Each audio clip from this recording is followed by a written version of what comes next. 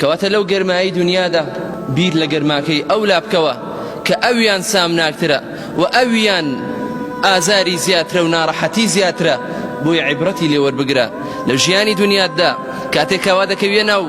ڕۆژگارێکی گەرمەوە خۆت بۆ ئەو ڕۆژە ئامادە بکە بە خێر و خەیڕاتکردن بە نوێشکردن بە ئینابە و گەڕانەوە بۆ لای پەروەردگارمان